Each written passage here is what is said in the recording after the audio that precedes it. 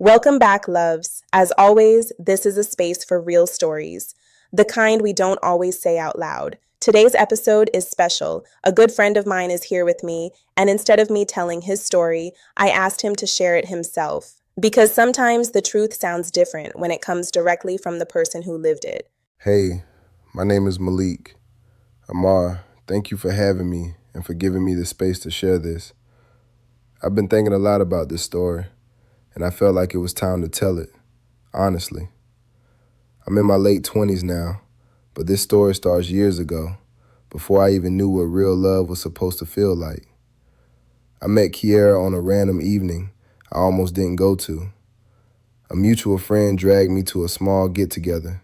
Nothing fancy, just music, laughter, people talking over each other. I remember seeing her across the room and feeling something I couldn't explain.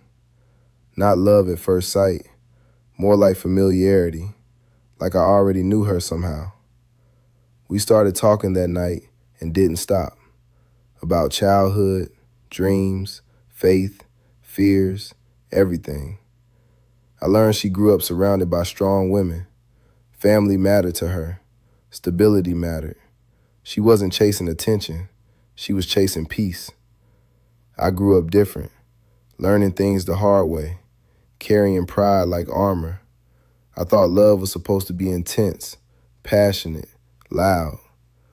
Kiara showed me love could be soft too. At first, everything was easy. Dates turned into late nights turned into routines. Soon, we were inseparable, traveling together, building memories, laughing at things nobody else understood. But what people don't tell you is this: when love gets real, that's when it gets tested. Everything felt perfect until life started applying pressure.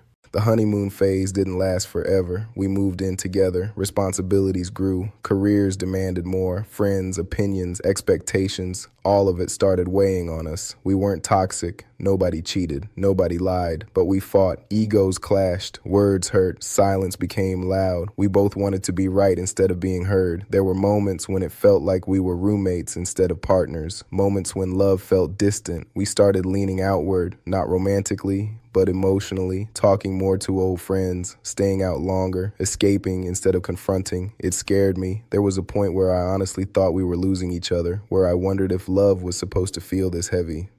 People around us started whispering, maybe you're not meant for each other. Sometimes love just isn't enough.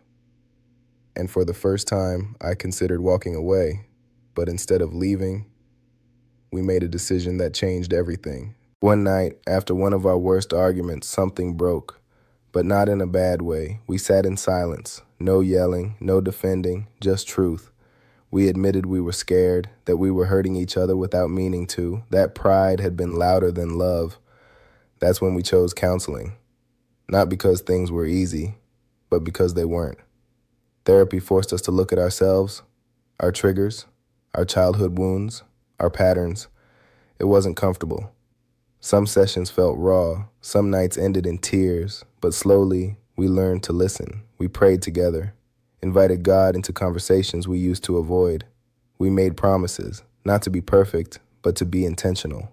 And still, there were moments we almost gave up, moments when love felt fragile again, until something happened that reminded me exactly why I fell in love with her. That night taught me something I wish I learned earlier. Love isn't proven in passion. It's proven in presence. Kiara didn't stay because she didn't have options. She stayed because she believed growth was possible. She stayed even when it hurt, even when she could have walked away and started over. Even when loving me required patience she didn't always have. And that's when it hit me. I didn't fall in love with her because she never challenged me. I fell in love with her because she held me accountable without trying to control me. She didn't try to change who I was. She supported who I was becoming. That's rare. We talk a lot about the one, but nobody talks about becoming the version of yourself that can actually keep the one. Love isn't about finding someone who never hurts you. It's about finding someone who's willing to heal with you. And I realized something else, something important. If you leave every time it gets hard, you'll keep meeting the same problems, just in different people. We didn't suddenly become perfect, but we became intentional. We learned to pause instead of react, to listen instead of defend, to pray before speaking when emotions ran high. We started dreaming again, not fairy tale dreams, real ones. Marriage, a home built on peace, not performance. Children raised with love, not fear. And now, when I look at her, I don't just see the woman I love. I see the woman who chose growth with me, the woman who stayed when walking away would have been easier, the woman who showed me that real love isn't loud, it's steady. So yes, I'm ready. Ready to kneel, ready to commit, ready to say this with my whole chest. I choose you, not because it's easy, but because you're worth the work. Because real love isn't found, it's built every single day. So yeah,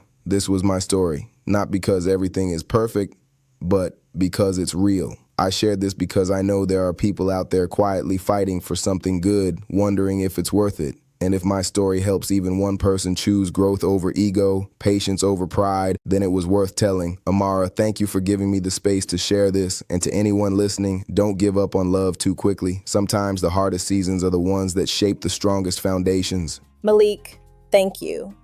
Thank you for trusting me with your story and for sharing it so honestly. I'm really proud of you, not just for loving Kiara, but for choosing growth, accountability, and faith when it would have been easier to walk away. I truly wish you both nothing but peace, love, and a future filled with grace.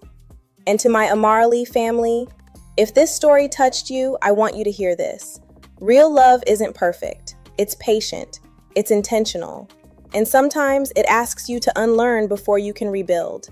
If you're in something good, don't give up too quickly. And if you're hurting, know that healing is possible. You're not weak for wanting love that feels safe. Thank you for holding space here. Thank you for listening with open hearts. This is a community for real stories, real growth, and real love. If this story spoke to you, don't forget to like, share, and subscribe so we can keep telling the stories that matter. I'll see you in the next one.